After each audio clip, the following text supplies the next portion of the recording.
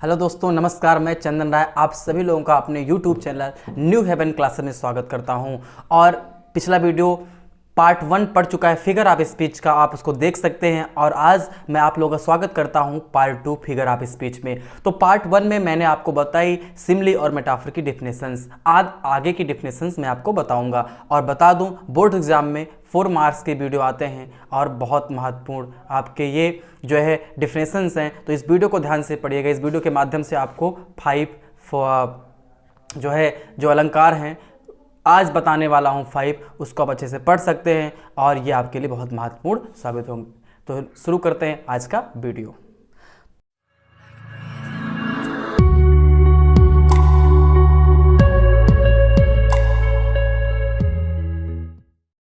तो देखिए, personification means होता क्या है? पर्सनिफिकेशन मीन्स होता है मानवीयकरण।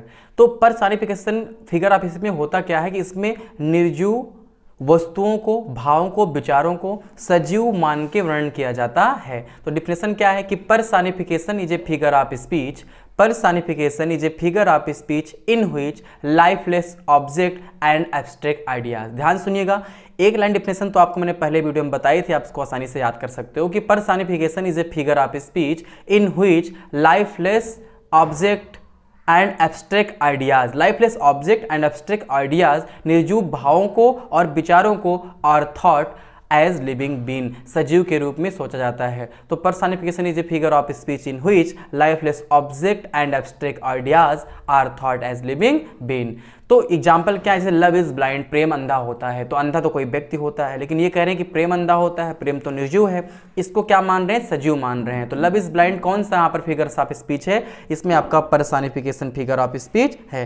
अगर कहा जाए कि ए लाई हैज नो लेग्स, झूठ के कोई पैर नहीं होते, झूठ के पैर नहीं होते, तो पैर किसी सजीव व्यक्ति के नहीं होते हैं। ये कह रहे हैं झूठ के पैर नहीं होते, तो इन्होंने क्या किया? निर्जीव को सजीव मान के वर्णन किया है।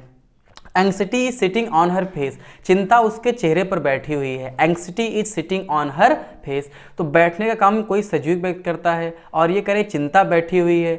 तो ये कौन सा अलंकार हो गया? आपका पर्सनिफिकेशन फिगर ऑफ स्पीच हो गया। अब आगे बढ़ते हैं, हाइपरबोल। तो हाइपरबोल मीन्स क्या होता है? हाइपरबोल मीन्स होता है अतिशयोक्त, बात को बढ़ा चढ़ा के कहना।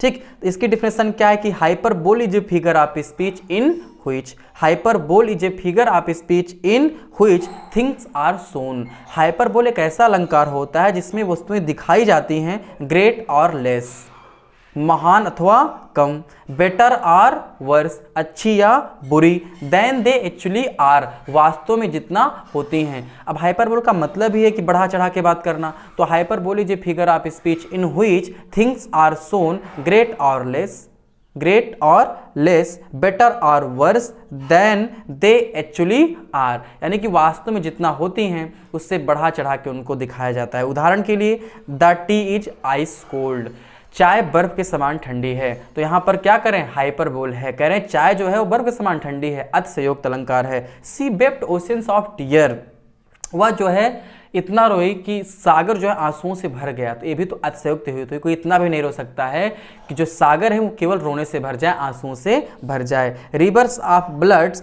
फ्लड इन द बैटल, युद्ध में खून की नदियां बहने लगी। तो ये कौन सा अलंकार है? फिगर ऑफ स्पीच कौन सा है? हाइपरबोल फिगर ऑफ स्पीच है, हाइपरबोल अलंकार है, अतिशयोक्त अलंकार है। आगे बढ़ते हैं, ऑक्सीमोरॉन। तो ऑक्सीमोरॉन मीन्स क्या होता है? विरोधाभास, यानी कि इसमें क्या होगा? आपको उल्टी चीजें बताई जाएंगी। तो इसकी डिफिनेशन तो बहुत ही आसान है। तो एक लाइन तो आपको याद ही है कि oxymoron is a figure of speech in which, oxymoron is a figure of speech in which, एक लाइन याद करिएगा, two opposite words are put together. बस एक लाइन यही कि oxymoron is a figure of speech in which two opposite words are put together. Oxymoron एक ऐसा अलंकार होता है जिसमें दो विलोम शब्दों को साथ साथ रखा जाता है, यानी कि विरोधाभास है, दो विलोम शब्द साथ साथ आएंगे। जैसे it is an open secret, यह एक खुला रहस्य है। तो ये कौन सा अलंकार है? तो यह आपका विरोधाभास है, ऑक्सीमोरॉन है। भाई अगर वो खुला है तो रहस्य कैसा? I am feeling sweet pain, मैं मीठा मीठा दर्द महसूस कर रहा हूँ। दर्द तो मीठा होता है नहीं है। तो कौन सा फिगर ऑफ स्पीच है? यहाँ पर ऑक्सीमोरॉन फिगर ऑफ स्पीच है। And having nothing he hath all, जो 12th वाले बच्चे हैं उनका एक चैप्टर है character of a happy life, sir Henry Wotton ने लिखा है। उसकी जो लास्ट पैराग्राफ की लास्ट लाइन उसमें क्या है, and having nothing he hath all, उसके पास कुछ ना होते हुए उसके पास सब कुछ है। तो किसी के पास अगर कुछ ना हो, उसके पास सब कुछ कहने की बात करी जा रही है, तो कौन सा फिगर ऑफ स्पीच हो सकता है, केवल ये ऑक्सीमोरॉन ही हो सकता है। अब बात करते हैं एपॉस्ट्रॉफी की। तो एपॉस्ट्रॉफी मीन्स संबोधन, मतलब किसी को बुलाना। तो apostrophe is a figure of speech in which, apostrophe is a figure of speech in which a dead, absent person or personified ideas or object is directly addressed। personification अलंकार आपने पढ़ा था, ये आपका अलंकार है अपॉस्ट्रॉफी। तो अपॉस्ट्रॉफी में क्या होता है, इस अलंकार में किसी बेजान वस्तु, अमूर्त विचार, अनुपस्थित व्यक्ति को संबोधित किया जाता है। तो इसकी डेफिनेशन आपकी होगी, एग्जाम्पल क्या है, ओ कैप्टन माई कैप्टन, और O grave where is the victory. और इसकी सबसे बड़ी पहचान, इसमें कैपिटल ओ लिखा होगा और विस्मयादिबोधक चिन्ह लगे होंगे। और लास्ट जो सबसे आपका फिगर ऑफ स्पीच है कौन सा है, ओनोमोटोपैया। तो ओनोमोटोपैया मीन्स ध्वनि सूचक, इसके नाम से ही स्पष्ट है इसमें ध्वनि की बात की जाएगी। इसकी डिफिनेशन क्या है कि onomatopoeia is a figure of speech in which sound suggest its meaning. Definition एक बार फिर सुन लेते हैं, onomatopoeia is a figure of speech in which sound suggest its meaning, और सेंस भी कर सकते हैं। तो ये हो गया कि इस अलंकार में विशेष ध्वनि सूचक शब्दों का प्रयोग या भाव का अर्थ प्रकट किया जाता है, उसको क्या बोलते हैं, ओनोमोटोपैया बोलते हैं। उदाहरण क्या है, the cat mew, lion roar, और ये आपके एग्जाम्पल हो गए। अर्थात जो आपका ओनोमोटोपैया है इसमें आपको ध्वनि की बात करिए कि ध्वनि सूचक अलंकार होता है, इसमें किसी की ध्वनि की बात की जाती है।